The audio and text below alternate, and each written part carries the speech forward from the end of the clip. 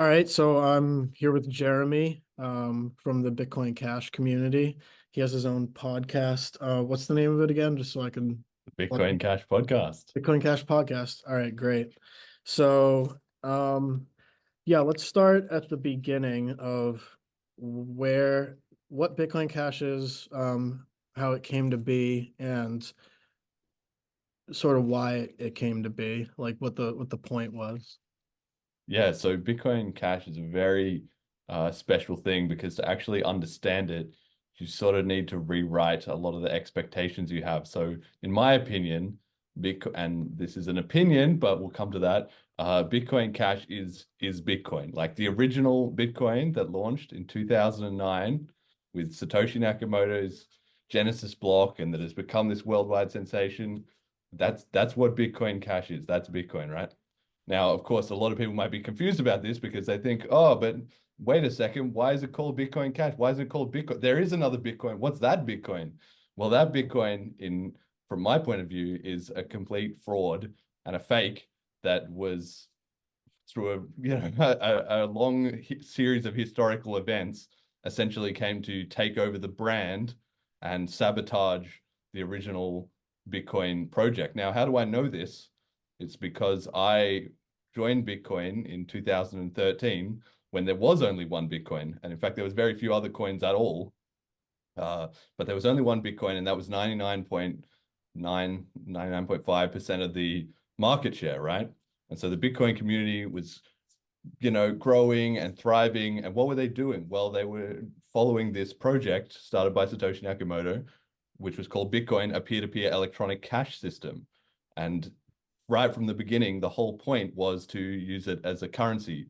So nowadays, people might be familiar with the orange, Bitcoin, BTC, the fake Bitcoin in my mind, and they see that as an investment asset. They see it's being put into ETFs. They get told that it's like digital gold, that it's a store of value, etc.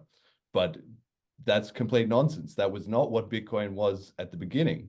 And it's very easy to demonstrate this, even to people who weren't there, with two very special cases that almost everyone knows from crypto law, right? The first is the 10,000 Bitcoin pizzas that were famously purchased by Laszlo. He wasn't storing any value in his Bitcoins. The fact they gained value because he used them to make a transaction, right? He bought something, and that's what money is. If you can't spend it, your money is worthless. I don't care how fucking valuable it is, right? If there's nobody accepting it, it's not worth anything. So that's the first case. And the second case is obviously Silk Road, the drug market online that everybody famously knows did a lot to kind of grow the early Bitcoin economy. Were they storing their money in Bitcoin? No, they were using it to buy things, because if you can't buy something with, it's not money. It might be useful, or it might be pretty, or you might, have it around. Maybe in the future it would have some value. But money is fundamentally the thing that the most people in the world trade, and that comes to have the most value. So the reason Bitcoin got all this initial value was because more and more and more people were using it to trade, which was fantastic, and the community was overjoyed. Now, what happened is that in about 2014, well, in 2011, Satoshi Nakamoto, before he left the project, maybe 2010, but I think it was 2011, he added a 1 megabyte limit to the blocks on the Bitcoin blockchain, right? And why did he do this? Was because at that time, the network was very small. There weren't that many people running nodes. The project was very vulnerable to attack in a number of ways. And he thought, look, people on the internet like to troll, any 4chan idiot is going to come along and just spam this to death before it has time to build up significant momentum. So he added a 1 megabyte cap, which at the time was like 100 times what was the needed capacity. And he wrote in the forum, okay, guys, I'm putting in this limit, but when the time comes, obviously, we'll raise it, right? Because people had already, right from the start, been asking him, like, how are we going to scale this? Is there going to be problems? He said, no, it'll all be fine. We put in this limit, right? And didn't think much more of it. Then he left the project in 2011, right? He stopped contributing. And in 2014, the guy who sort of succeeded him as leading the project, a guy named Gavin Andreessen, he said, okay, guys, look, the blocks are filling up. We're at, 300, 400 kilobytes. We're kind of starting to creep up towards this 1 megabyte limit. Let's at least get ready to raise the limit. So he started putting in preparations. Now, in that same year, and not coincidentally in my mind, there was a new company founded called Blockstream. and they were invested in by MasterCard and the AXA Insurance, who are this big banking group, and they started to hire other Bitcoin developers in order to advocate that Bitcoin is fine. What we don't need to raise the 1 megabyte limit. It's like if we do that, it will cause all these problems. And a lot of the community was like baffled by this. Like, why would everybody was on the same page? Why is this suddenly coming up, right? But it became so it wasn't originally contentious, but it became contentious because the main place that Bitcoin was discussed at that time was on our Bitcoin, right? Reddit/r/Bitcoin. Now it has about 6 million followers, right? But at the time, well, 6 million subscribers. But at the time I joined, it had about 30,000, right? And almost all of the Bitcoin discussion that was happening in the entire world was either happening on there or on Bitcoin Talk, the Bitcoin Talk forums. Now, the moderator of both of those camps, of both of those places, his name's Thamos, but it's just a screen name. Nobody's met this guy. And he started putting in a huge censorship because he thought, you know, for whatever reason, obviously people have different conspiracy theories about this, that the Blockstream developers were right. He was kind of on their team. He was what became known as a small blocker. He said, we don't need to raise the transaction capacity. It's too early. It's too dangerous. There's many and varied reasons he gave. But the community like kind of went into a fit about it because this is supposed to be censorship free money, and now you're trying to tell everyone how it should or shouldn't be, right? So people started discussing and debating, and it became more and more and more contentious to the point that Thamos said, look, I am going to start banning or deleting anybody who wants to discuss Bitcoin that does not fit within this existing 1 megabyte limit, right? And so then that escalated things even further because then not only are discussing the issue, you're discussing whether you can discuss the issue, right? And it's easy now in hindsight. Everybody has been through the pandemic and seen that there was a lot of censorship, a lot of media control. Everybody's much more aware of that kind of thing now than they were then. But at that time, you know, in just a tiny little corner of the internet, but a very ideological, very passionate one, this same regime started up, right? So that sparked into what is called the block size war, which is basically between about 2015 and 2017. The community was in this big uproar, a kind of, you know, cryptographic civil war, if you'll have it that way, over what should Bitcoin be? Should we raise the 1 megabyte limit or not? And there was essentially the small blockers who said, don't raise it. And they believed, you know, the Blockstream theory, I guess. And there was the other side, who was the big blockers, who said, look, we got to raise the limit. This is nonsense. Why would we stop, you know, growing the network? The network's going great. Now, all this time, the transaction volume was constantly increasing. So there was a sort of the clock was ticking, right? You couldn't just delay forever.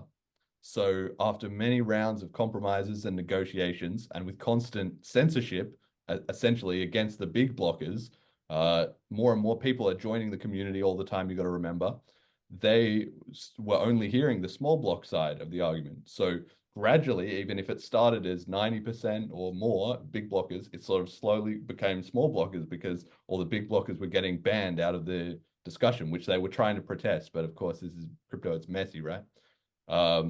Anyway, there was many discussions and there was several conferences and attempts to negotiate.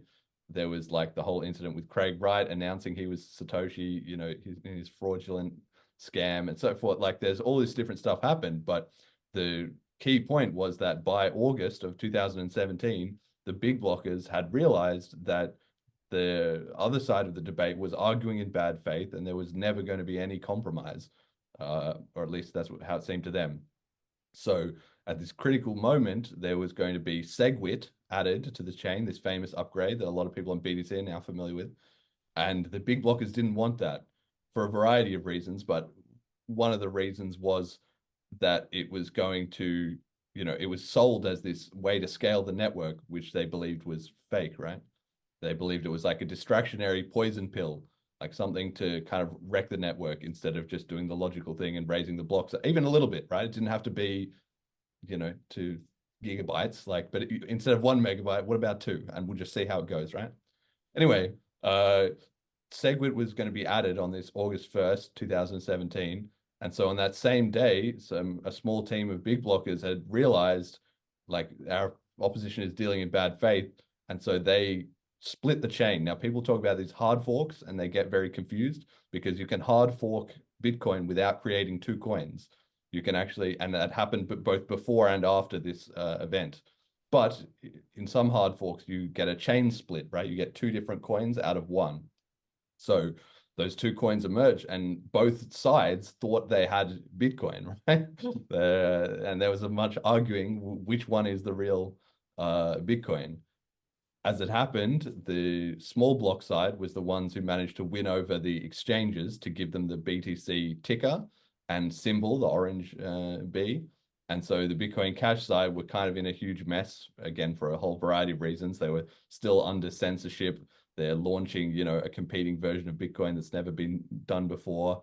And, there was DDoS attacks on people's home nodes. There was all kinds of chaos. Some people are saying, oh, we should try and negotiate. Some people are saying, look, we need to split off. It's a complete mess.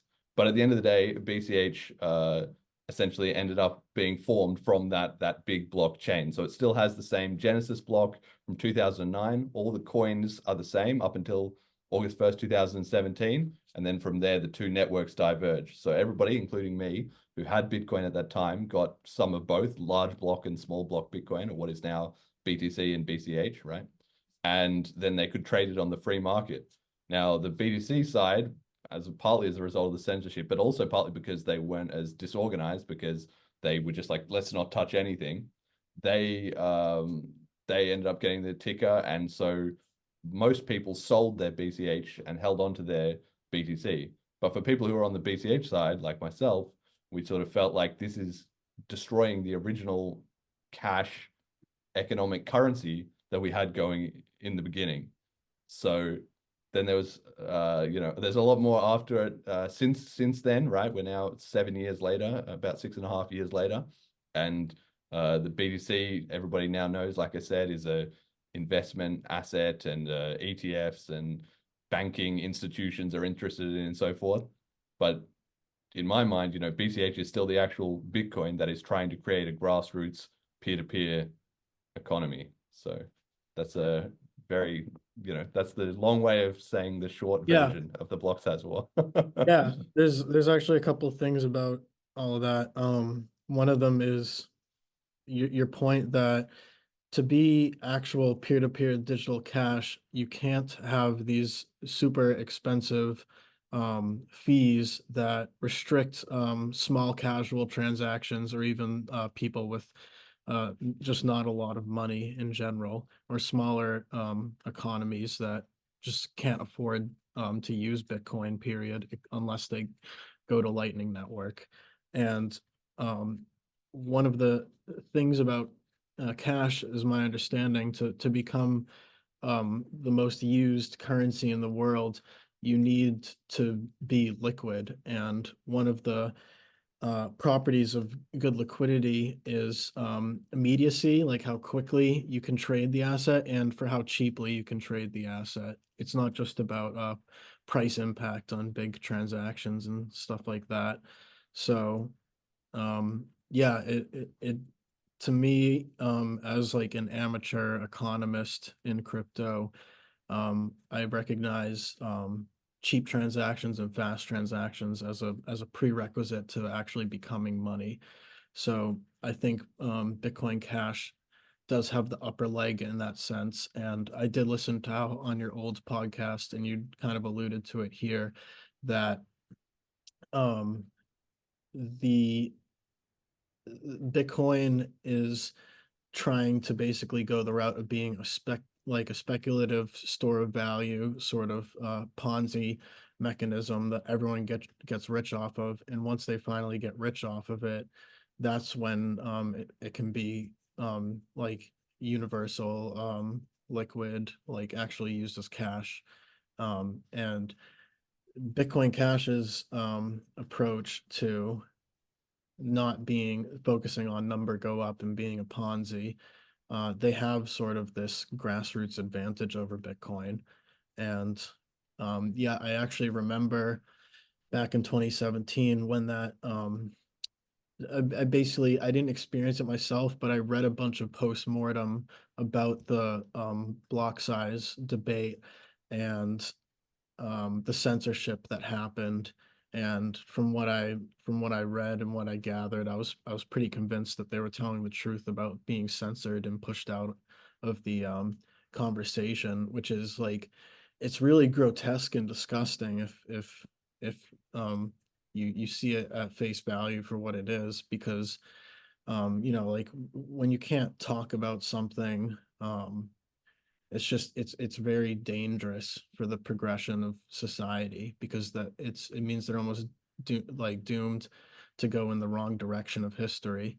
And we're sort of seeing that with the fact that like ETFs are getting involved, and a lot of big bankers are getting involved. Like the wrong people are getting interested in it and are who are pushing it. And like you mentioned, Blockstream, that sort of took over the situation and made things worse, or just maintains the issues going on.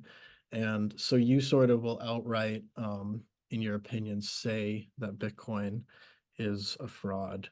And Yes. yeah, Well, BTC is a fraud, like, but yeah, right. and that's why it's quite hard to, distinguish, because now the Bitcoin Cash community has such this uphill mission, although it is, getting easier all the time, is after all that censorship and propaganda, it's like it was so much work to educate everyone in the first place. What is Bitcoin? It's a digital currency, yada, yada, yada. And now we have to do it all over again, and we have to explain this history and bring people up to speed.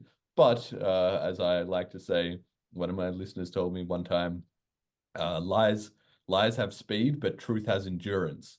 And that's really the key thing, is that once somebody understands, they don't even need to agree with me. They might think, no, well, the BTC side, they maybe had some good arguments, they won the ticker, and the Bitcoin brand is rightfully theirs, right? They might disagree. They might even have been there at the time. They might have been involved in everything that was going on.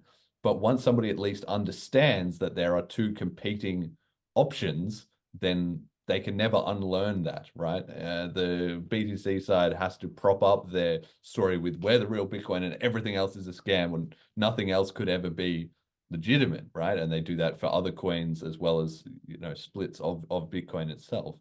But the fact is, it's undeniable reality that there are multiple options that exist, and it will really be over the next probably 10 years, but maybe 10 to 20 years, as the world moves properly into cryptocurrency. It stops doing, a little bit of speculation, and it starts becoming like every day people are buying and selling, goods and services in cryptocurrency, that we'll see which is really better or worse. Like I mean, BTC, I can go into this, but they have a whole raft of issues at the moment, and they're having a tough time solving them for the exact reasons. It's just the compounding effects of the problems that they didn't fix. It's like cancer, if you have the cancer, either you amputate, you cut it out fast, and it's painful in the short term, but you fix the problem. That's what BCH did. Or you let it grow, you ignore it, or you don't really treat it, seriously. And then by the time you do want to do something about it, it's metastasized, it's everywhere, right? That's kind of the problem BTC has at the moment. Yeah, so where did the I'm pretty sure like there's multiple arguments for like small blockers, and regardless of whether they're valid or not. Um how did like the small blocker idealism come to be, and how much of it was about decentralization, and like how sincere were the people pushing it for decentralization versus people just trying to keep it expensive so that they can control it? Yeah, well, that's the thing, and I will be the first to say that there's a lot of good sort of arguments on the small block side. It's not necessarily like anything in life. Everything is just a trade-off, especially in engineering, right? I'm a software developer, I'm an engineer, so everything in Bitcoin needs to be looked at through that light. There's no free lunch, right? You gain something here, you lose something there, right? That's always going to be the way it is. So the vast majority of people who are advocating for small blocks and believe in BTC, Bitcoin, they are sincere, genuine, honest people, right? It's not that they're out trying to, cause trouble or, whatever. but it's kind of the case that you only need a few bad apples to spoil the bunch, right? If you had a few key people, again, who like took over the development repository and control of Bitcoin Core software, and they've been able to blockade a lot of potential changes and stuff ever since, right? And we can even still see that today. Now there's this sort of split in the BTC side between the Taproot Wizards and the Laser Eyes, and they're sort of two variations that are kind of vying for control. What are they fighting over? Well, for the most part, they're fighting over control of the governance process. Who decides what changes go into Bitcoin Core? So the capture of Bitcoin Core was just only involved a few people. And then it's like once you start a lie, if you get a lot of people on board with it, they start spreading it everywhere. They're not necessarily bad intention, but they're just amplifying the message, right? Again, like it's just a very apropos thing to say, like in the pandemic, you only need the pharma company just needs to shill their solution to this problem, and they've got a big interest in doing so, but it's only a few people. And then a lot of other people are like, oh, look, we need to save everyone's life and we need to look out for each other. And they're very empathetic, concerned people. So then they spread the same message and then suddenly it's everywhere, right? So in terms of the small block owners, yeah, there's a lot of good, points that they're making. It's just a question of in a free and open debate, they tend to lose against somebody who can make a sophisticated case for the larger block sizes, which is why they had to resort to censorship, because in an open debate, you'll see them generally get schooled. If it's like a fair fight, like advocates that have the same knowledge of the history and the technicals and stuff like that. But to the extent that they have points, yeah, certainly like there's something to be said for Bitcoin does need to remain resilient. It does need to be somewhat accessible to run a home node. It does need to be decentralized and not attackable by government. Those are all very valid points. It's just a question of, well, if you've given up the ability for 99.9% of the population to ever actually use Bitcoin because it's, too expensive and there's only a limited throughput, then you've kind of, put the cart before the horse. You could have the world's most decentralized system, but if barely anyone can use it, what's the point, right? And it's easy to show that because you can just make the argument, which you'll see them fail at a lot, is if you just ask them like, why is 1 MB the perfect size? If you need more decentralization, why don't you lower it? Why don't you push it down to 100 kilobytes? Why not Right. 5 kilobytes? Why not have one transaction per block? Then it could be super decentralized, right? Yeah. And in that simple example, you can just create a case where they suddenly have to acknowledge that it's not a question of right or wrong, it's a spectrum, right? And so the question is, where do we pick on the spectrum? And as soon as you get into discussing and figuring out the best trade-offs, you've essentially become a big blocker, right? Because the small blocker is 1 MB, no discussion. So Yeah, I mean, they definitely, because of the small block decision, they definitely chose to be a store of value and basically own up and say, okay, look, this isn't for base layer transactions. This is to be involved in a Ponzi where more people get involved, the richer you get. And that's what it's become for most of the popular advocates. Like, I mean, like Michael Saylor, like it's not like yes, promoting that Bitcoin can do transactions in like yep, Venezuela or something. exactly. It's just about how good the ROI is compared to like stocks, like the S&P or like land, because it's like super scarce. But uh, at the same time, we have to like, at least not everyone, but like I definitely, because based on my knowledge, I have to acknowledge that um the chain split and the um emission or the creation or the genesis of a duplicate a coin on a new chain that also has 21 million, that this sort of shows that we're in a free market where people are making choices between or trade-offs between decentralization and speed. And it's to me it sort of shows that the money in crypto isn't like physical gold because it's actually subjective as to what the real Bitcoin is. Yes. Okay, yeah. So um the layer two on Bitcoin. So what is the main, to just explain it in simple terms, what's the main problem with offloading most of the things to layer two to make it useful? Yeah, well, see, this is this all again, it all kind of stems back into history. So in 2014, 2015, right, Blockstream was and people on the small block side were kind of like, we'll get Lightning Network and that will fix everything, right? And the big blockers were and since have been vilified as, oh, they always hated Lightning Network, but that's completely incorrect. And you can go back and watch any of the old debates and check for yourself. The big block position is not that Lightning Network is bad. Well, sometimes they say that, but it's essentially like you can have, it's not mutually exclusive. You can have more on-chain scaling and the Lightning Network. Why wouldn't you, you don't have to have one or the other. In fact, the Lightning Network works better if you have layer one scaling because the problems with Lightning Network come when fees spike on the main chain and then you can't close your Lightning Network channel, right? So if you have low main chain fees, then you actually have a better functioning Lightning Network. So I don't know how much you want to go back to the basics, but the idea of Lightning Network is that it's a network of payment channels, right? So if you think of it like bar tabs, if you and I open a tab, then we can maybe agree, okay, I have $5, you have $5 at the start, but you bought me a Snickers bar and then I bought you two Snickers bars and blah, blah, blah, blah, blah. But we haven't, it's just all in our mind. And then at a certain point we say, right, okay, I need the cash back. You give me $7 and you get the three, and that's it. We're finished, right?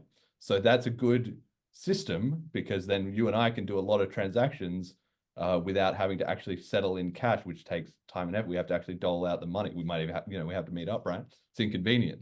So the problem there is imagine if there was a fee for us to actually settle in cash, right? So let's say for whatever reason that suddenly you and I are at different places and I have to get the bus to see you to settle in cash. It's going to cost, let's say, $2, right? Then our $10 tab is now kind of in danger of scamming, right? Because let's say it gets to the point where you owe me $1 and I have the other nine, like then you can just say, well, I'm not going to pay you back because it would cost me $2 to get my $1 off you, if you see what I'm saying, right? Yeah. So and you can see, like, if it gets to $5, if the bus fare is $9, then whoever's in the minority, they're never getting their money back because it would cost the entire cost of the transaction to actually settle what's going on, right? So in this way, rising fees cause problems for Lightning Network. Now, the Lightning Network is not just a case of you and I, it's a network, but it's a network of payment channels. So the Bitcoin network is just everything, it's peer-to-peer, right? Each node connects to a bunch of other nodes and everything just spreads out across all the nodes. But Lightning is not like that. It's like I have a connection to you and then you have a connection to Sally. So then I can pay you to pay Sally. But you can see how pretty quickly this turns into a really complicated system of who has what exact balances, right? It's technically much more complicated, even before you factor in, the fees spiking and screwing over the exact amount of money on any one particular tab. Now I can't just, like on Bitcoin, anybody has an address, I can just send it and scan to it, no problem, even if they're offline. But on Lightning Network, you can't do that because if I don't have a tab open with somebody who has a tab open with somebody who has the tab that I want to pay, then there's no route for me to pay them. I would have to find them and open a new channel. So in between the opening new channels and the closing old channels, you're going to have a certain amount of base layer Bitcoin transactions. So that was the very early big blocker argument, which it's taken about 7 years to become mainstream in the BTC thought process. But the argument was very simple, which is that, okay, let's say everybody in the world is going to use Lightning Network. Let's say it would be 8 billion people and they all need to open, at least one channel to get started, right? And if you just do the maths of it's like 7 transactions per second, people say in theory, but it's actually more like 3 transactions per second realistically that Bitcoin can do. And you have 1 megabyte of space, and then you have 6 blocks an hour, and it's 144 blocks a day, and then you add it up to how long it would take to get 8 billion people one transaction. Well, it's like 70 years. So even just right there, you can already see Bitcoin doesn't have 70 years to for what every person to open one single channel. It's never gonna fucking work, right? So, oh, sorry, maybe I shouldn't swear, but Good. Good. so that's just a very simple argument. You can just see right there. And this was not like an unknown thing, right? In the Lightning Network white paper, where it explains the system when it was first proposed, it says we recommend that you would need at least 133 megabyte blocks for this to be feasible at the whole global scale, right? And that was just all the Bitcoin Cash people, the big blockers were trying to say was, look, maybe this is a great system, guys. Like, we're not doing anything to stop you, but it's clearly not going to work with only 1 megabyte of transactions. So, it all just comes back to you just need to raise the block size. Yeah, yeah. I never actually heard that point about the big block size helping Lightning Network because of the way channels work. Um, I think the argument that I heard had more to do with the fracturing of liquidity on layer two. That's what I was explaining about the hops between each Okay, okay. different person. And that's a whole separate. So there's multiple problems here. And like I said, so I'm not the world's greatest fan of Lightning Network. I'm not out there saying it's a great solution. It's actually got a lot of problems, but I'm only against it in the sense that it was used as an excuse not to raise the block size. If you like Right. anybody, so nobody has gone out of their way to build a Lightning Network on Bitcoin Cash because it's not been needed. But if the case arose and somebody did, I would be glad. I would be like, maybe this is really good. Maybe I'll use it. Yeah.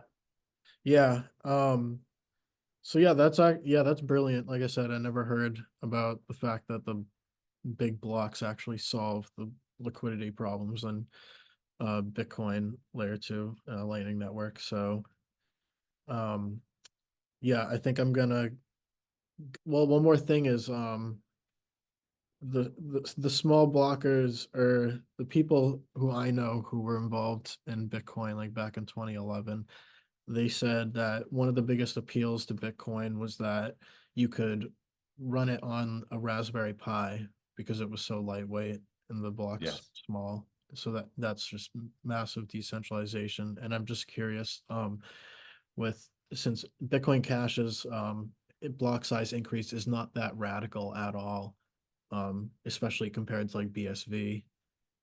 So can you still run a full Bitcoin Cash node on a Raspberry Pi?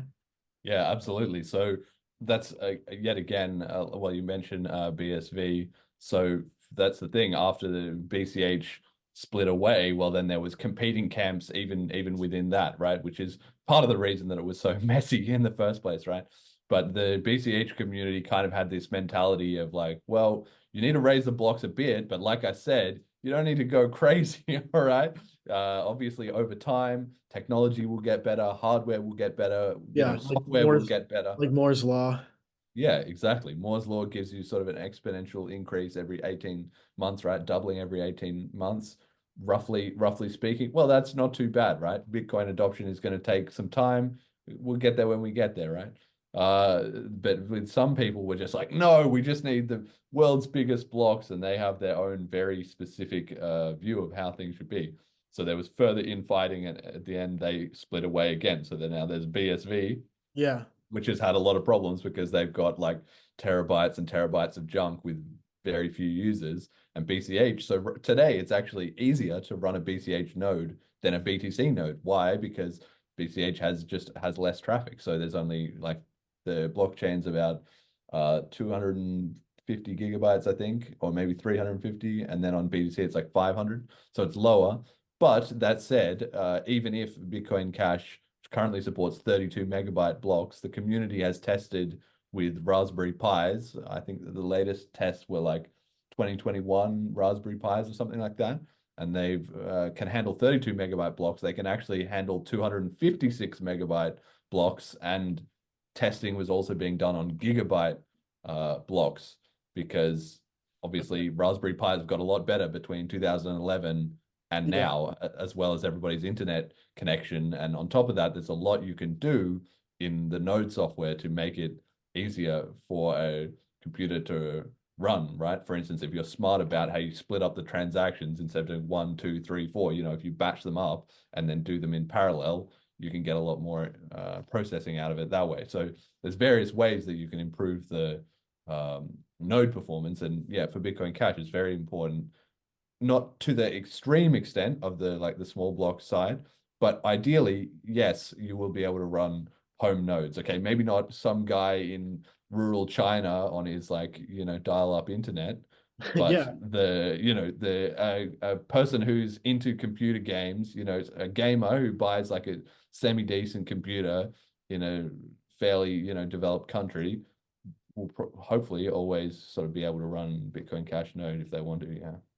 Yeah, and like throughout my time and throughout the space, learning about people's opinions, it's always been that like the lowest common denominator, like the lowest acceptable barrier to entry would be like something like a Raspberry Pi. So so knowing that Bitcoin Cash full node can be run on that for the overwhelming majority of people, that means that to me the Bitcoin's um commitment to this one megabyte block decentralization is like beyond the realm of like rational thought, just compared to Bitcoin Cash's like standard for decentralization. It's like, who is this?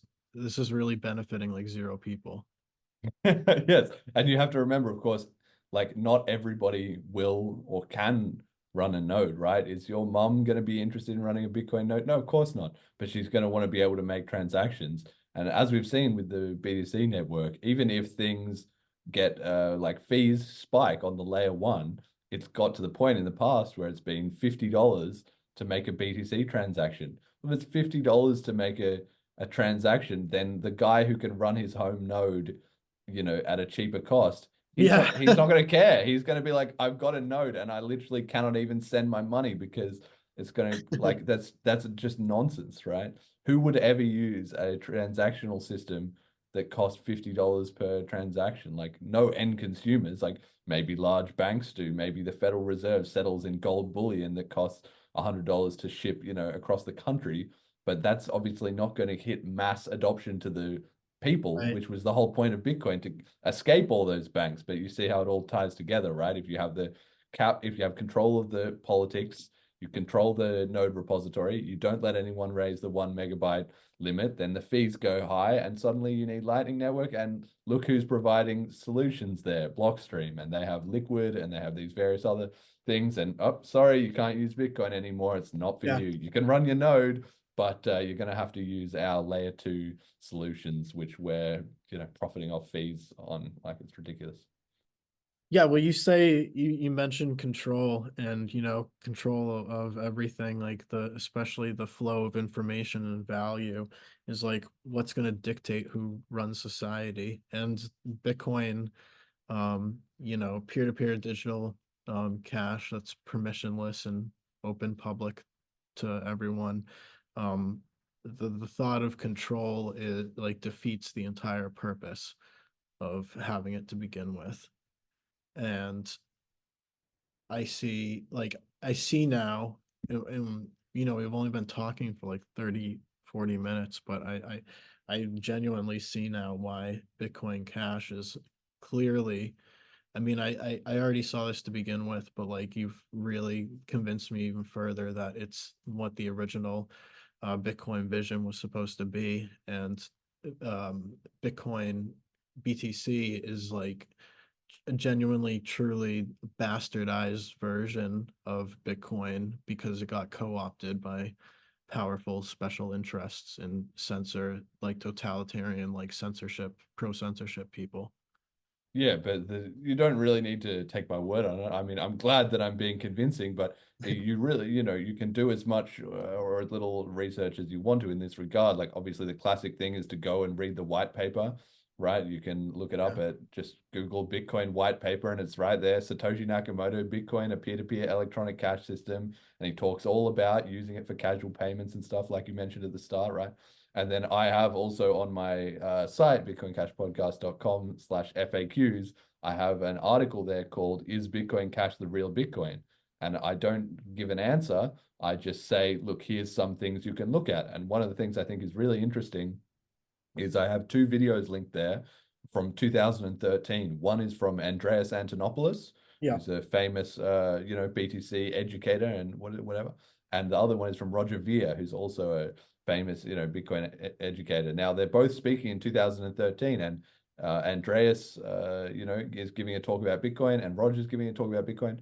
And the best thing you can do, honestly, is to go and watch those two talks and then think, what project does it sound like they're talking about? Because Andreas later supported BTC and Roger later supported BCH.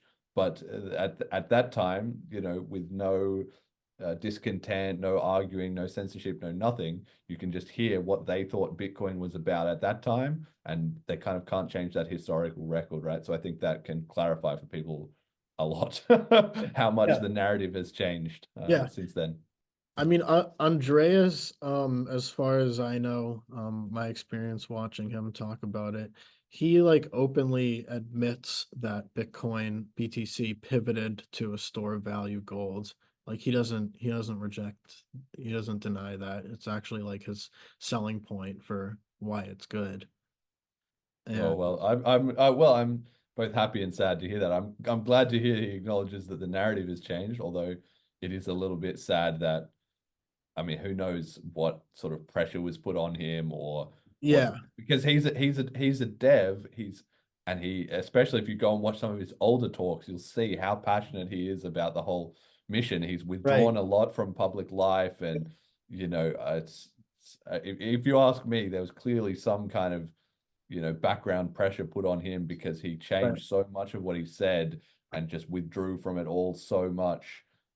Like, it just seems so unbelievable for somebody who was so passionate about the whole original mission. But that's just my speculation. There's no proof of Yeah. that. But I think, yeah, anybody can go watch his, especially if you watch his older talks and compare to now, you will see a night and day difference. Yeah. Yeah. He's oh, for as long as I remember, he's always been so truly passionate, and he brought the narrative to the world of not peer-to-peer digital electronic cash or a store of value, but he introduced the world to the concept of the internet of money. Yes. And I that's what originally drew me into Bitcoin. Like the first podcast I ever listened to about Bitcoin, like start to finish, was London Real, Andreas Oh, Anton. yes. And Yeah, I love London Real. Although I yeah, don't, yeah, I haven't watched it in many years, but I did same. watch way back in the day when they had Brian and what was the other guy's name? It was like Ben or Nick. Nick, the other guy, when he had the other guy on who they later had a falling out, and Brian's now kind of weird. But back in the day when they had Nick as well too on those older episodes, super cool. Wait, which Nick are you talking about? On London Real, there was a guy, if you go look at whatever the Oh, episodes were from like 2014 or 2013, he had got a it. co-host, I think, who's, Oh, if I I don't remember remember right, his that. name was Nick. No, I've only seen him host by himself.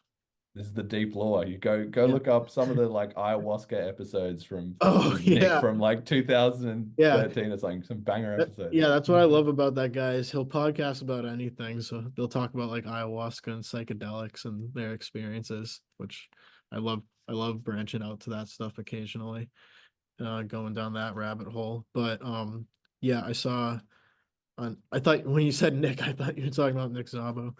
But No, no. uh, so watching the Andreas one, going back to what I was saying, he presented an alternative to hyperinflation. Yes. So it even that that point in 2017, his statements had absolutely nothing to do with digital cash. Uh, Yes. and it was very talking about, censorship resistance. He had like the 5 for 4 pillars of blockchain, which was like openness, decentralization, censorship resistance, and I forget the other 2 or 3. Um, so like I said, yeah, and he was, like I said, very passionate guy, and I actually did his digital currency course from through the University of Nicosia online because he Awesome. Yeah. co-teaches that with someone else. That was how I sort of strengthened my understanding of like blockchains and like open public blockchains and digital money. Um, so because I wanted to uh not be a like dimwit. I wanted to not be like someone who didn't understand at all without having to like become a pro expert like programmer in blockchain.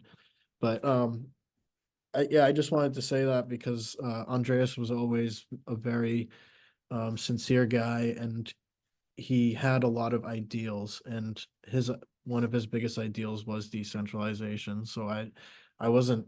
He probably was pressured, like you say, because he was looked up to as a thought leader in this in the debate for the small blocker side.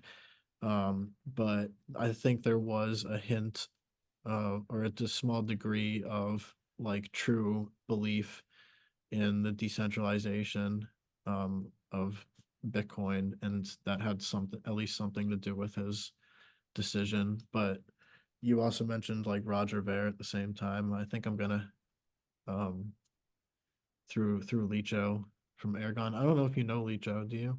Yeah, yeah, I've had him on my show, yeah. Oh, okay, okay. Long time ago. I don't know how a Yeah. bunch of episodes. And I have the Ergon white paper here somewhere. He signed a copy Oh and yeah, sent it to yeah, me. I saw you mention that. Yeah, I totally blanked on that. But yeah, Licho is, followed by Roger. I think I'm gonna have Licho reach out to him so I can have him on.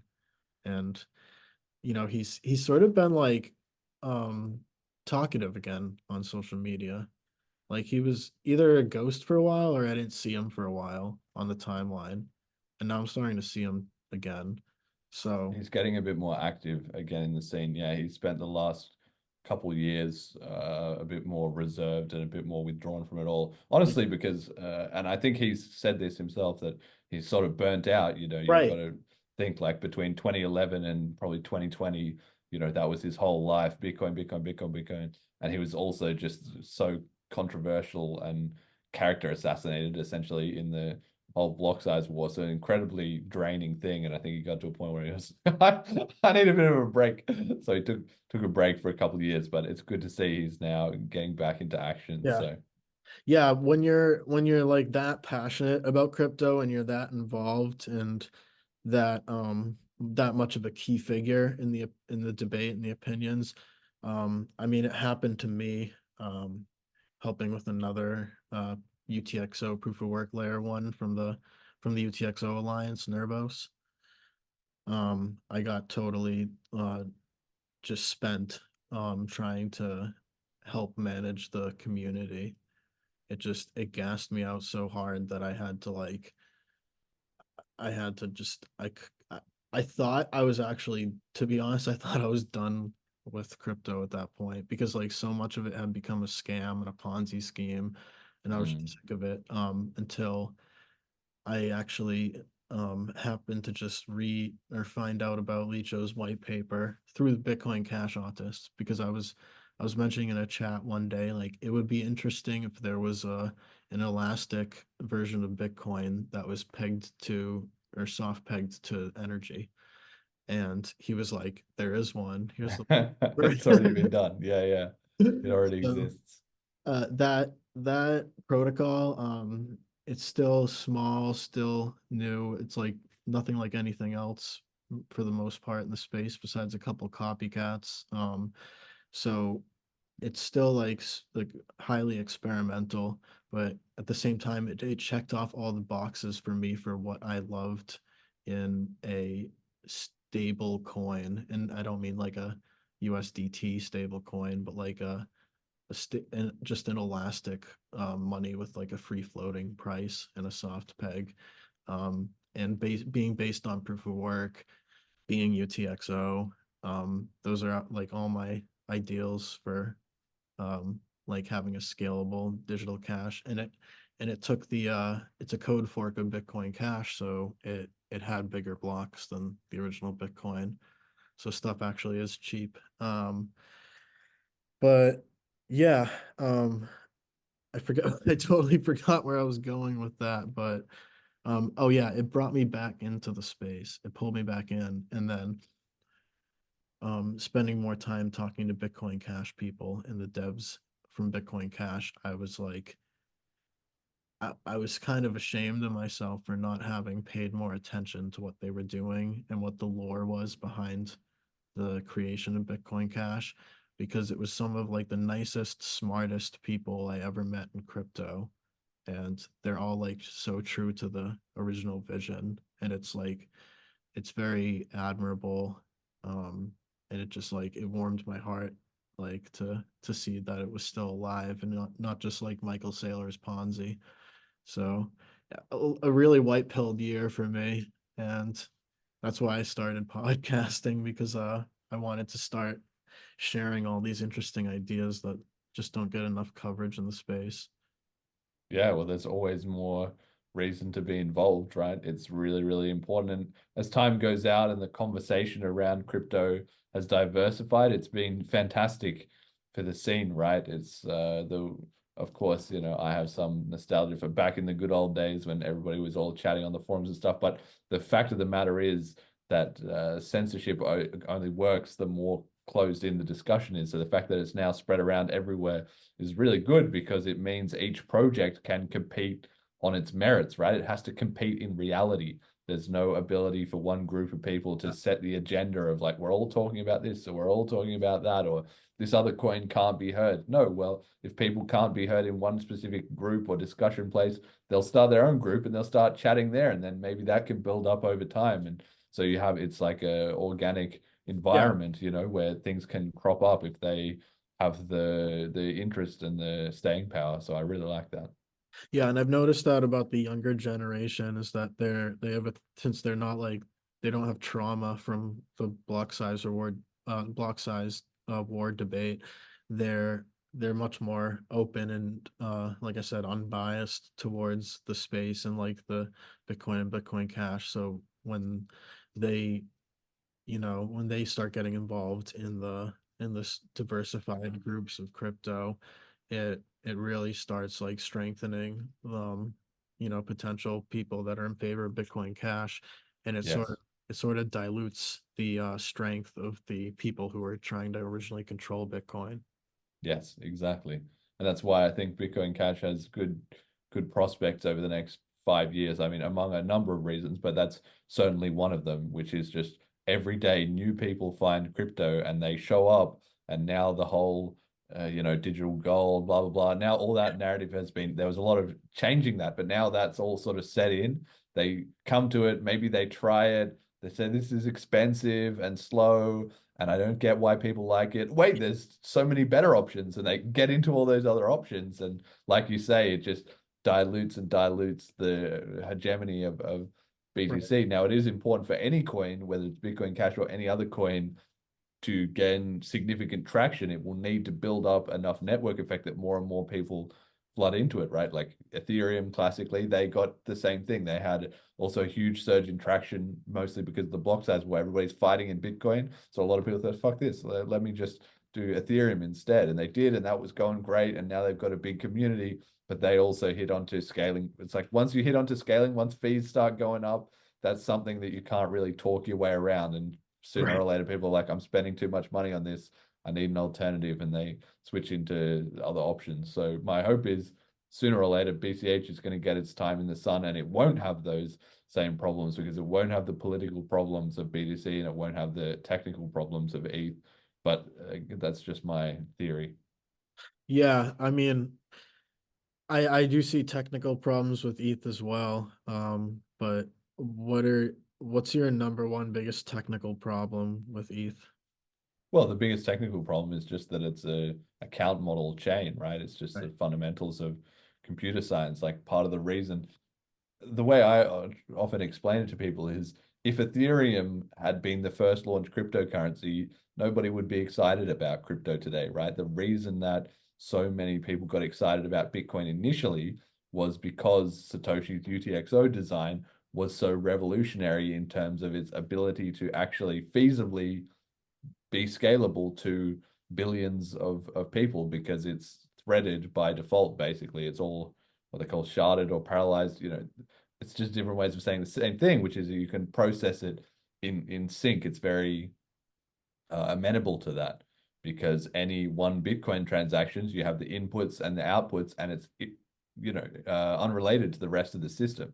Right. In Ethereum, Vitalik is a great guy, and he's had a lot of good ideas, and he's brought a lot of innovation and so forth. But the truth was, at the time when he founded Ethereum with a few other people, like he wasn't the world's best engineer. He was also very young. He was also like 18 or 19 or something. Yeah. So he made some changes that were just they got things going a bit quicker, but like it's the same with engineering. If you don't put the foundations in right, then when you get halfway up the tower, you discover, oh crap, now what, right? That's kind of the scenario that Ethereum is in. So they're trying to dig their way out of that problem. But once you're already halfway into the mess, your options are a lot less, a lot more limited.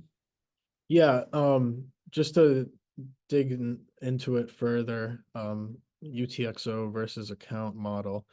The account model doesn't have inherent parallelism, and that is because um the UTXO model, when you do a transaction, it's about the dependencies of the transaction from the output that it came from, and you don't need to know about the rest of the network to make that transaction valid. Um, but account model is more intuitive and more easy for people to work with and program with and write smart contracts. So it sort of became an easy entry point at the right time because Ethereum like fundamentally changed the space with smart contracts and Solidity, the programming language on the VM. So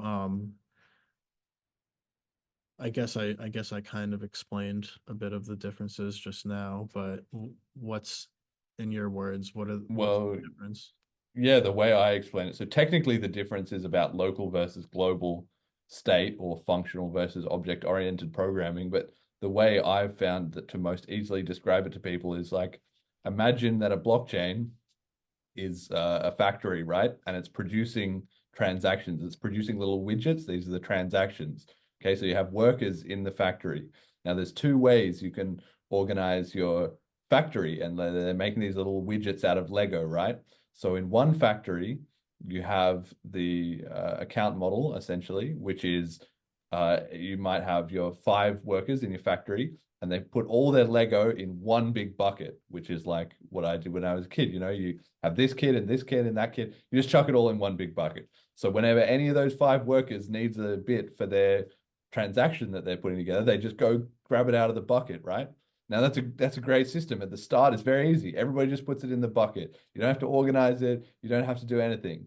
And that's fine when you have 5 people. But when you have 50 people, the bucket starts getting messy.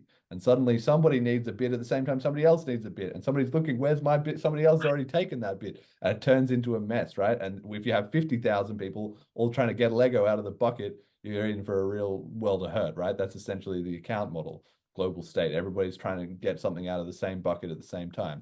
And the UTXO model is like, well, what if you have my 5 people, but instead of having one bucket, each of them have their own little Lego kit. And all they need to be worried about is they got their little Lego kit. All the pieces are there. They create their transaction Yeah. and they ship it off. And then they get a new little Lego kit, right? Well, you can see at the start with 5 people, maybe that's going to take longer because you've got to be distributing out. You've got to get your right kit. You've got to get your kit. You've got to get your kit rather than just all in the bucket. It's more complicated to start with. But then once you have 50 people, you don't run into those same problems of, oh, he's got my bit that I needed and da da da da. people fighting over where is it, or it's changed. Somebody grabbed it out of the bucket before me. So 550, 500, 5,000. If everybody's just being given their little kit that they can build their transaction, then you're never going to have any problems, no matter how many people you scale along to. So that's kind of how I see it. And that's the UTXO model, right? Yeah, and why is the UTXO model harder to program with? Like Cardano took a very long time to create a DEX, for example. Why is that? Well, it's like I said in my example, right? So if you walk into the factory and you don't know anything about anything and you're just seeing, Lego, then if you're in the account model factory where it's all in the bucket, you can just walk over to the bucket, you just start pulling stuff out and throwing something together. Like, great, all the bits are there. Everybody's just grabbing in there anything. You think, great, well, that's what I'll do too. But you go into the UTXO factory and there's a guy there. He's make his little transaction, and you go over, you try and like talk to him, ask him. He's like, nope, just fuck off. Like, I don't want to talk to you. And you try and grab his bits. He says, no, no, these are mine. These are mine. Don't touch them. So Right. now you're like, I've got to get my own kit. So you've got to figure out where to get your own kit. Now you've got your own kit, but there's how do you put it together? You can't ask anyone else. They're doing their little kits. So Yeah. it's that same thing essentially. Is that yeah? When you have global state, any program you can just come along and you just what info do I need? I'll just grab that and it'll be fine. But of course, it gets messy once you have tons of people doing it. But at least to get started with, you're like, okay, I'm doing something. Whereas on the UTXO, you're like, this is already really confusing. Like nobody else wants to collaborate with me. There's no central place for me to go and get the pieces. I need to have the exact pieces at my desk before I can do anything. It's much more confusing, slower to get started. Yeah, so it's just another really tough learning curve. And Yeah. because the UTXO allows for parallelism, which can help its scale to many people. Um, is this another example of like big blocks being important for cheap fees so that UTXO can be used to scale? Well, yeah, of course, yeah. That's was if you have only 1 megabyte of blocks, it doesn't matter whether it's UTXO or account model. There's still a cap on how much you're going to get out of it. Now, obviously, the UTXO model sort of benefits more as you add more block size because it's more efficient, right? The Ethereum community, when they got started, their initial narrative was like, oh, we'll just raise the block size. Same thing as the big blockers on Bitcoin were saying. But they didn't really understand at that time that their account model was going to be less scalable. Now, a lot of the BCH people did, which is why they didn't join Ethereum, why I didn't join Ethereum. But they were like, oh no, we'll just raise the blocks. Look at these idiots. We'll just raise the block size. That'll fix our problem. And they did that a couple of times. But then once they'd done that a little bit, they sort of got to a point where they were kind of realized, okay, we're kind of pushing this a bit far. And then they discovered the limits of their account model chains. And then now they've rewritten, it's the same thing happening, right? The communities just rewrite narratives to cope with whatever their situation is. The BTC guys, they came up with this cope. We're not digital cash, we're digital gold. The same way the Ethereum guys say, no, no, no, we're not being irresponsible with the blocks. We're going to do layer twos. And that was always, the plan, or at least that's how they present it now. But it's like, no, originally you guys just said, oh, we'll just raise the block size and Right. scale up that way. But of course, now they've run into problems. They've had to change their story, right? Yeah, that's brutal. That's and the fact that it's just another example of like them controlling the narrative and the direction to steer away from the original plan. It's just wild that it keeps happening. It Well, happened. they weren't. It's the same thing, but for a different reason, right? BTC was Yeah. politically captured. There was a lot of censorship and so forth. Ethereum just had rocky technical foundations, and once they ran into problems, they had to sort of invent. Like they weren't getting censored and Right. Okay. deleted, but they just had to come up with some reason, some excuse for why their thing wasn't working, and that's what they came up with. Yeah. Is another example of I just thought it reminded me of another way to think about UTXOs and parallelism, but you were talking about everyone using the same like box of Legos and just grabbing at the same time, but I thought of an example of being like trying to run a store, like a brick and mortar retail store, and you have an account model, you have one register, and all of the like five employees trying to process transactions have to take turns using the register, whereas like UTXO is everyone having their own register. Yeah, exactly. And so you can see, yeah, when you got started, if you just only have to pay for one register up front, well, that's a bit easier. And you just say to all the employees, here's your register, bam. But if you have five, then it's like, well, which one's mine? And where do I sit down? And how do I use Yeah. it? And, so it's harder to get started with, but scales better as throughput ramps up because not everybody's jamming their fingers in there at the same time. Yeah. Yeah, that's awesome.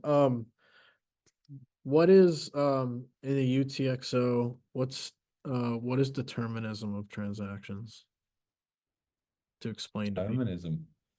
I don't know. Like, I guess, well, UTXO is like you have certain inputs and you're going to get certain outputs, right? Because the state is fixed. There's no room for it to like go wrong, right? Like, if I have, I assume this is what you're referencing to. Maybe I don't know this lingo determinism, but essentially, like, if I submit a Bitcoin transaction, right? I put in my one Bitcoin and I'm sending it half a Bitcoin here and half a Bitcoin there. Then I submit it to the network. If it either gets confirmed or it doesn't, right? Because on the Bitcoin network, you pay a transaction fee, but the transaction fee is part of the transaction because if the transaction doesn't go into the block, I don't have to pay the fee. So I know exactly when I send it, it will arrive or it won't. It can't get in some weird limbo state or whatever. Yeah. But on Ethereum, it's not like that because on Ethereum, they have to process all the different kinds of smart contracts and different transactions. And they don't want people to be able to just submit a bunch of like I could make fake transactions, which were me just doing some hashing algorithm that would just waste everyone's computer time and clog up the nodes. So they have to put a limit on it. So the limit they put is called gas, which is their version of a transaction fee. But the difference is instead of it just being a fixed thing and either it goes through or it doesn't, you have to pay the gas to at Right. least justify the transaction being looked at in the first place. And then it tries to go into a block. But if it doesn't go into a block because somebody else submitted another transaction, or like we said, somebody grabbed the Lego, the state already changed. Like um, if I try to make a payment in UTXO in Bitcoin, I'm providing the one Bitcoin that I need in the transaction. And the fact that it's like a cash bill. If I hand you a $10 bill, the $10 bill speaks for itself, right? You know that that's $10 because the bill is right there. Whereas in Ethereum, it's more like your bank card that you might have, and you think I've got $10 on my bank card, but you swipe and it turns out actually you paid $5 to someone else yesterday and you forgot about it. So now your bank balance is only $5. So now you can't pay for that $10. So because you have to get that extra check every single time, that's where you can get into the fact that you might not have had the amount of money that you thought you did, which is possible, like yeah, that's a good way of putting it. Like cash bills, the amount of money you have in your hand is always the amount of money you have. But with a bank account, it can be going up and down independently. So every time you try and make a transaction, they need to check with the bank. And if you were trying to scam or it was just an accident and you already had spent more of your money than you thought, well, then your transaction's going to fail. So, Yeah. I actually that's one of my favorite examples of why UTXO is more like actual digital cash. And you that's precisely the definition of determinism. So I'm surprised you weren't familiar with it being used in the UTXO context. But yeah, that like you said, account model is just more like a bank account, and you might your transaction could end up in limbo, which makes it just not even close to Satoshi's vision of digital cash. And I mean, so digital cash will scale so well because it can inherently shard like the UTXO model. And that's why UTXO is so brilliant. Like some people say it's even more profound of an invention than like proof of work, which is, debatable, but that's how brilliant people say. Well, proof of work was not really invented. And I Right. guess maybe neither was UTXO models for Bitcoin specifically, right? Bitcoin is more a combination of existing technology than it is any brilliant new specific thing, right? The new thing in Bitcoin was the economic incentive scheme that made it worth, like there was already proof of work, there was already people trying to make cryptocurrencies, but Bitcoin was about tying it together. So the miners get paid in the currency, they have to back it with electricity, Mm. and then from there you have a fixed supply schedule, and then you start an economy, right? That was the innovation of Bitcoin. Yeah, yeah, you're right. That is what's the incentive compatibility between, miners and users, and like the security of the network. It was also brilliant. Like, yeah, that's probably one of the main reasons why I stuck to crypto so early and just started like independently studying like crypto economics. And that's what, a lot of that brought me to the spot that I'm in about favoring like UTXOs with sustainable token models, like such as having state rent for people occupying state on the blockchain.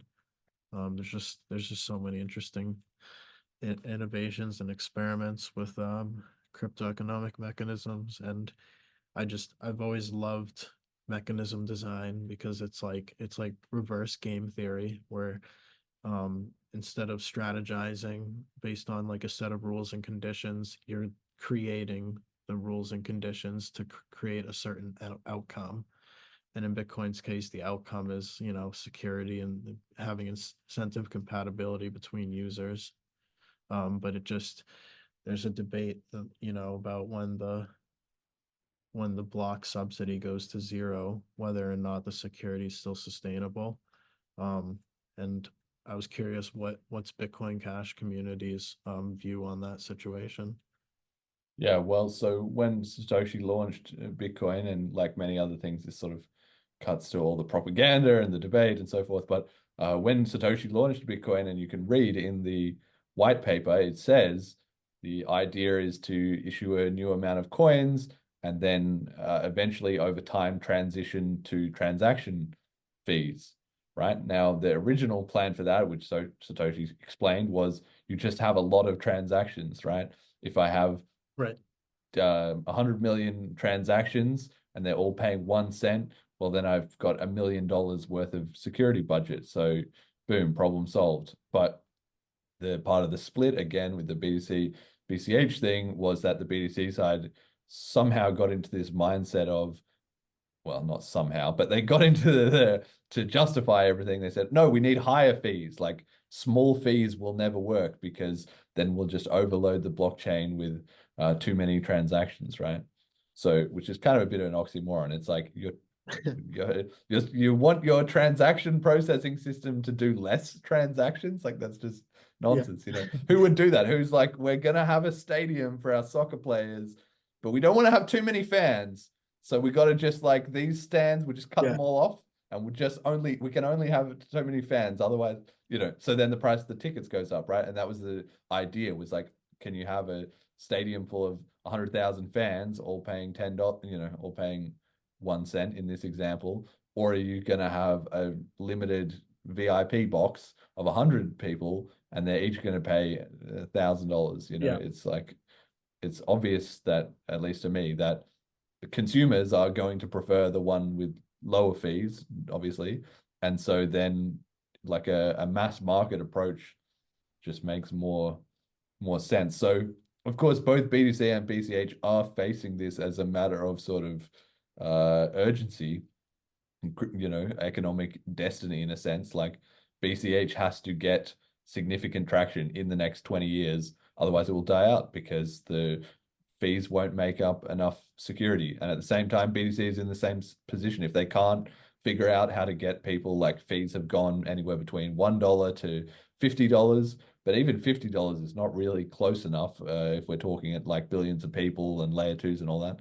They need to find ways to get people to consistently fill up blocks with $500 or $1,000 or more transactions. And if they don't do that, well, then eventually either they get overtaken by competitors or their new coin issuance runs out and the network becomes insecure. So both are in sort of a race against the clock to build a sustainable fee revenue.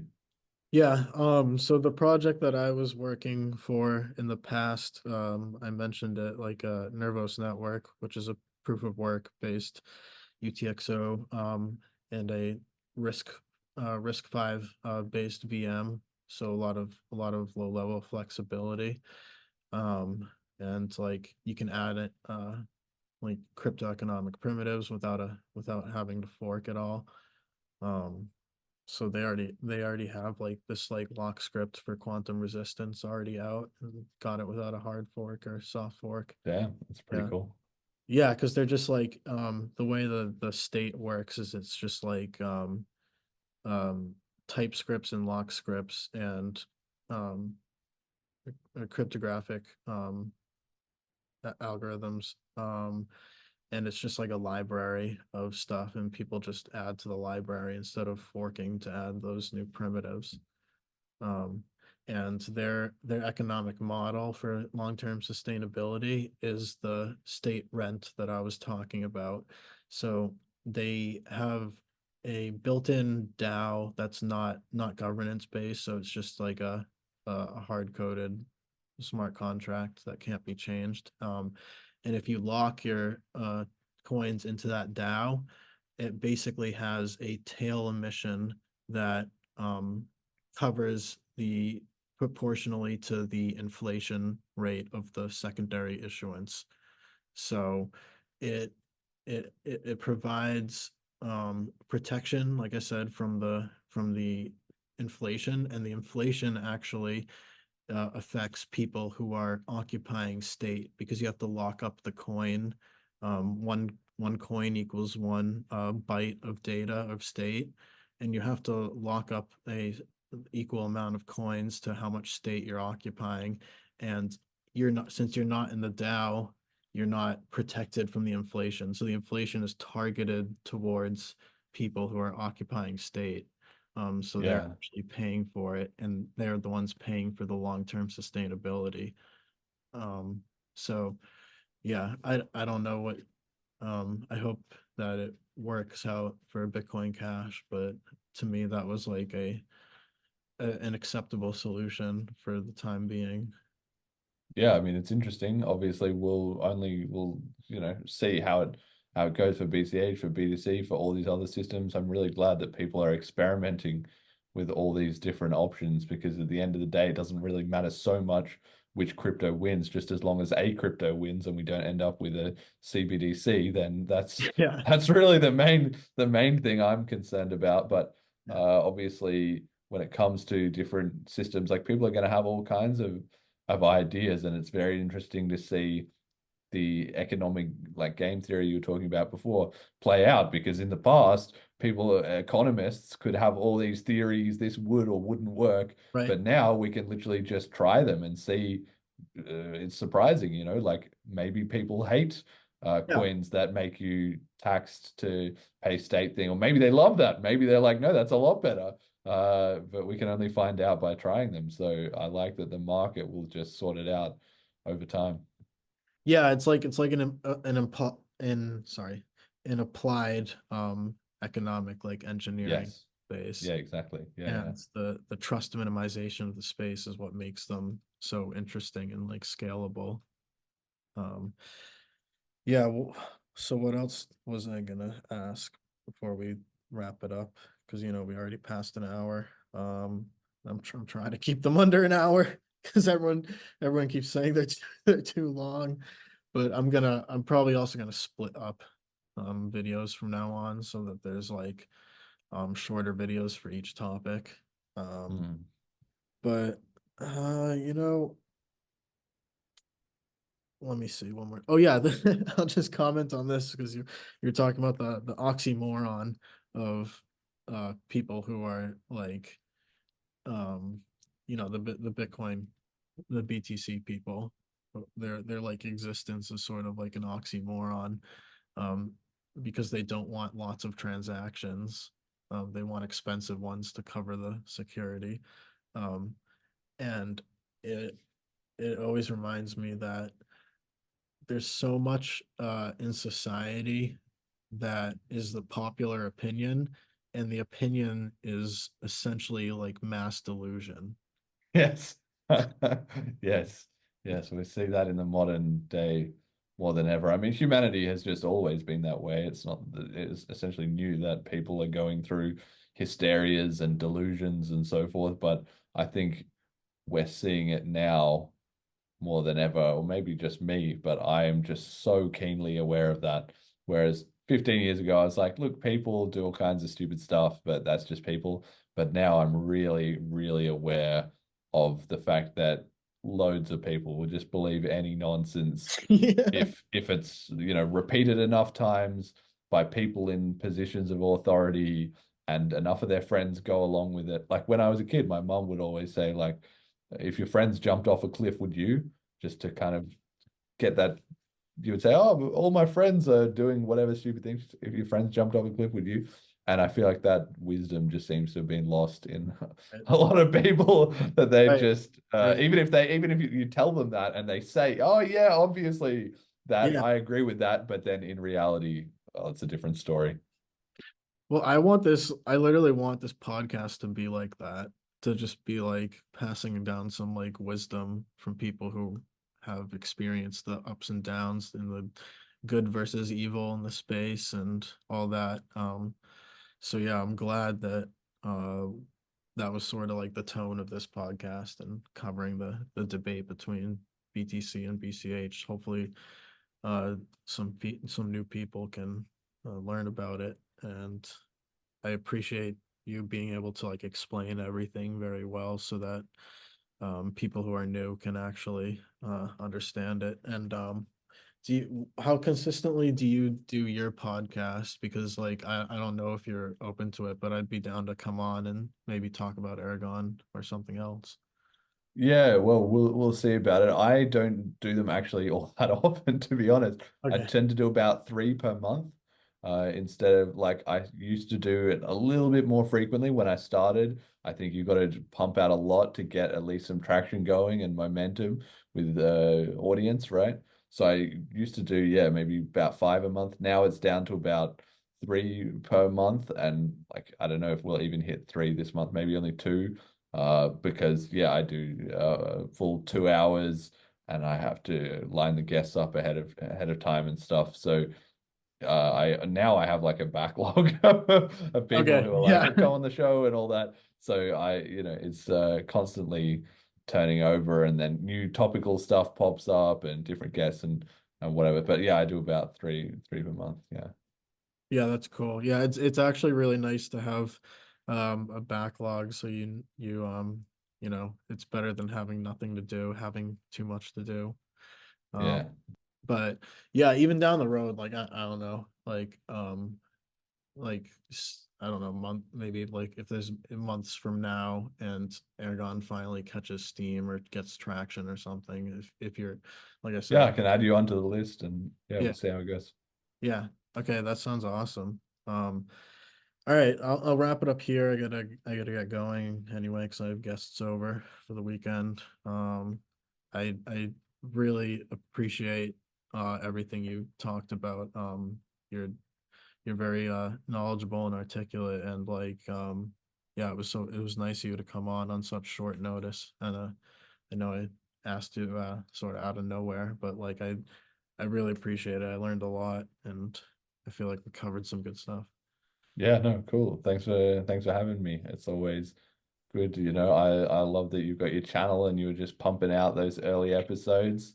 That's exactly how you got to do it. You just got to keep grinding through every new one, make each one a little bit better, talk to someone a bit different, and before you know it, you've been going for 3 years like I have. So it still feels like the start of the journey. You know, every new podcast is a new challenge.